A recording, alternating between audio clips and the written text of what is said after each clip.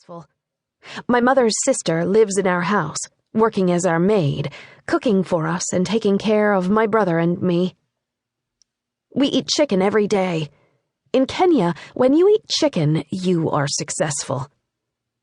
When I am 4 or 5, my mother tells me it is time for me to start school. I don't understand what school is, but I am happy for a new checked shirt and a bright red sweater. That first day, my mother takes my hand and walks me along the white dirt road of the Nakuru Plains. By the time I get to school, the shoes I had shined sparkling black are now full of dust. At school, I am confused. It doesn't make sense to me that I am to stay an entire day in a new place, an entire day without my mother. This I cannot comprehend. That same year, my mother starts getting fat. I don't know why until she sits my brother and me down to tell us she is expecting a baby. I am happy. Finally, we're buying another person for the family, I shout. All that my mother says at first is, "No, Sammy, we are not buying a baby." She says she is going to give birth. But that doesn't make sense to me, and I tell her I have always believed that people are bought, and that the reason I have an older brother is because my parents purchased him somewhere. My mother tries to make me grasp the truth, explaining that sometimes when people love each other, they can make babies. I do not understand one bit, and we leave it at that. It is around this time that my father gets sick and goes to the hospital. They tell me he has a very bad headache, and the doctor needs to take care of him. A few days later, something strange happens. My mother says she and my father are getting married that same week on Saturday. I am small and don't think about the fact that they were not married before. While he's in the hospital? I ask. It doesn't make any sense to me. First, we have a ceremony in the church, but my father can't come to that. Then we go to the hospital, and there is another ceremony just for him. People peer in through the bars of the hospital window to see. At the wedding, there are many cars.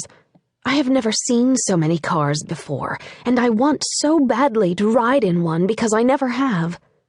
Someone is carrying around a strange machine, and I want to know what it is. My cousin tells me it is a camera. You know how you see videos on the TV? Well, that thing records the videos that go there, he says. That seems to me the greatest thing in the world. I don't have a chance to touch it, but I keep it in my mind and hope that someday I can. One Tuesday morning in 1997, we get a beautiful sister named Elizabeth, whom we call Bethy. It is a wonderful day. My mom receives many presents, and we make gallons of uji, a drink of watery maize meal that I have a special taste for. That night, both my dad and my mom are in the same hospital together, and everyone is happy.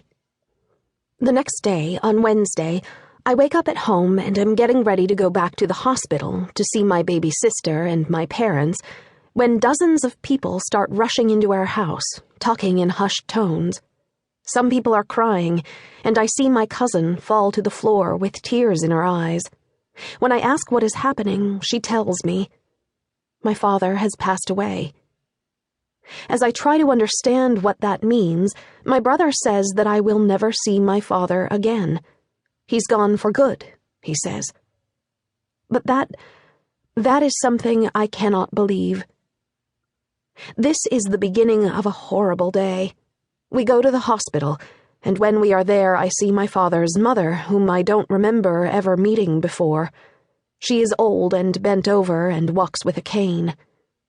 1 week later, another Wednesday, we bury my father in an orange casket in a public cemetery, and I see my mother cry for the first time. I still don't understand what death is, but I cry with her. I have a picture of me from this day, the day my father died. It is one of the only pictures I have of my life in Kenya. After my father's death, things start to go downhill for our family. At first, my mother continues to work as a land broker,